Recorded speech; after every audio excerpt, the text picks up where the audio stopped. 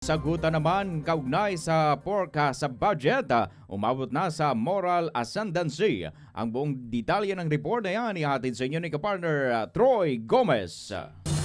Hindi pa man natutuyo ang tinta sa 2026 national budget, nagliyab na ang isa sa pinakamainit na bangayan sa Senado ngayong taon. Unang pinutakan ni Senate President Pro Tempore Ping Lacson si Senadora Amy Marcos matapos umano nitong punahin ang pork sa 2026 budget. Samantalang ayon kay Lacson, may sarili rin itong 2.5 bilyong pisong allocables sa 2025 budget. Hindi rin nakaligtas sa puna ni Lacson ang pananahimik umano ni Marcos noong bicameral conference kung saan napagdesisyonan ang huling bersyon ng 2026 budget. Si Marcos ay miyembro ng BICAM. Dagdag pa ni Lacson, madalas umanong makita si Marcos sa pamamahagi ng AIX at MAIFIP, mga programang tinatawag nitong soft pork. Pero hindi nagpatinag si Senadora Amy Marcos. Sa isang pahayag, iginit niyang ang tinutukoy ni Lacson ay wishlist lamang na hindi naman naipamahagi. Giit ni Marcos, ang mga oposisyon lahat ay FLR o for later release, kaya ni isa dyan ay walang naibigay o zero silang lahat sa budget.